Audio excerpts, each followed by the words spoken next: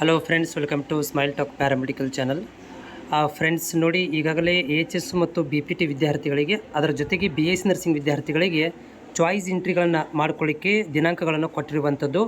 In case of ಇವತ್ತಿಂದ ಪರ್ಫೆಕ್ಟಾಗಿ ನಿಮ್ಮಗಳಿಗೆ ಚಾಯ್ಸ್ ಎಂಟ್ರಿ ಆಗಿದ್ದರೆ, ಸೊ ನಿಮ್ಮಗಳಿಗೆ ಏನಪ್ಪ ಅಂತಂದರೆ ಇಲ್ಲಿ ದಿನಾಂಕಗಳನ್ನು ವಿಸ್ತರಣೆ ಮಾಡೋದು ಸ್ವಲ್ಪ ಕಷ್ಟ ಅನಿಸ್ಬೋದು.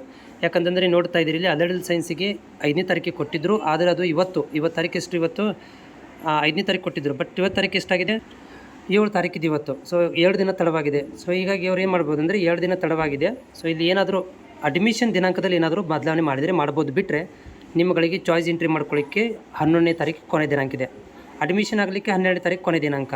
ಅದರ ಜೊತೆಗೆ BS ನರ್ಸಿಂಗ್ದವ್ರಿಗೆ ಇವತ್ತಿಂದ ಆರಂಭವಾಗಿದ್ದರೆ ಓಕೆನಾ, ಯಾಕಂದರೆ ನಿನ್ನಿಂದ ಆರಂಭ ಆಗಬೇಕಿತ್ತು, ಬಟ್ ಇವತ್ತಿಂದ ಆರಂಭವಾಗಿದ್ದರೂ ಕೂಡ 11ನೇ ತಾರೀಕಿಗೆ ಚಾಯ್ಸ್ ಎಂಟ್ರಿ ಕೊನೆ ದಿನಾಂಕ ಇದೆ.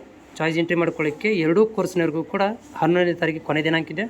ಆಮೇಲೆ ಅಡ್ಮಿಷನ್ ಆಗಲಿಕ್ಕೆ 2 BPT ಮತ್ತು AHS BS ನರ್ಸಿಂಗ್ಗೆ 12ನೇ ತಾರೀಕಿಗೆ ಕೊನೆ ದಿನಾಂಕ ಇರುವಂಥದ್ದು. ಇಲ್ಲಿ ಅಡ್ಮಿಷನ್ದಲ್ಲಿ ಏನಾದರೂ ಗೌರ್ಮೆಂಟ್ ರಜೆ ಇನ್ನೊಂದು ಏನಾದರೂ ಮೆದ್ಲಲ್ಲಿ ಬಂದರೆ ನಿಮಗೆ ದಿನಾಂಕ ಒಂದು ದಿನ ಅಥವಾ 2 ದಿನ ವಿಸ್ತರಣೆ ಕೊಡ್ಬೋದು.